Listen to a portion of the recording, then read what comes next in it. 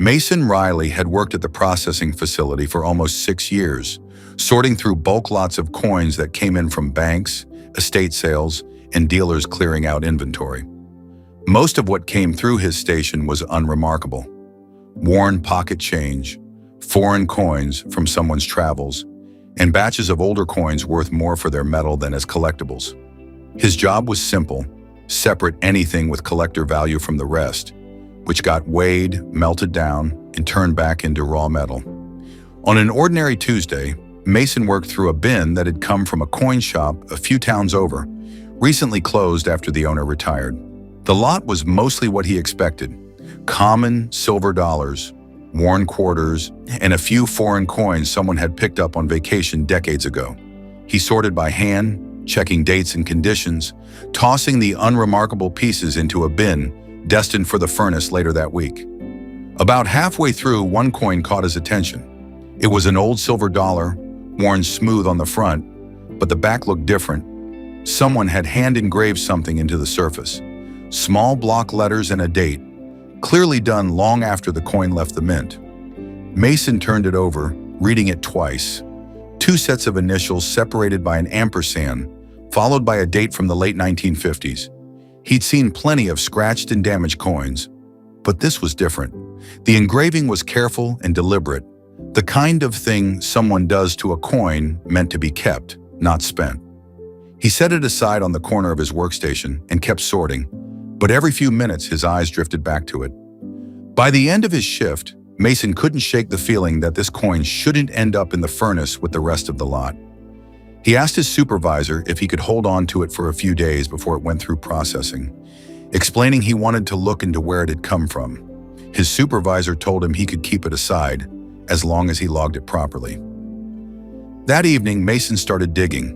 The coin shop the lot had come from had been a small family business for decades. He called the number listed and, after a few transfers, reached the former owner, who remembered the lot well. It had come from an estate liquidation company that handled the belongings of an elderly woman who had passed away the previous year with no immediate family nearby.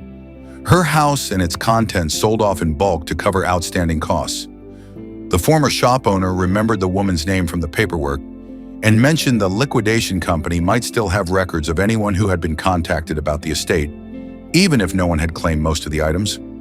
Mason called the liquidation company the next morning, gave them the woman's name and the date from the coin, and asked if they had any record of a relative who'd been listed as a contact but hadn't responded. A few days later, someone from the liquidation company called back with a name and number for the deceased woman's granddaughter who lived in another state. She'd been notified about the estate but hadn't been able to travel at the time and had assumed everything had simply been sold or donated. When Mason called and read out the engraved initials and date, there was a long pause before she quietly confirmed those were her grandparents' initials, and the date was their wedding anniversary. Her grandmother had kept that coin in a small box on her dresser for as long as she could remember, a keepsake from her grandfather, who had passed away years earlier, and given it to her grandmother not long after their wedding. She had no idea it still existed, let alone that it had ended up in a bin of coins headed for the furnace at a facility hundreds of miles from where she lived. Mason arranged to have it shipped to her directly, along with a short, handwritten note explaining exactly how it had been found and how close it had come to being melted down. A few weeks later, Mason received a card in the mail.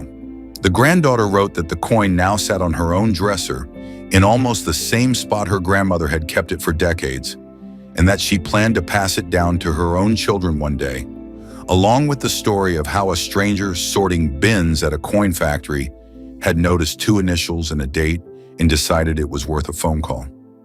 If you found something like that at work, would you have set it aside too? Let us know in the comments below.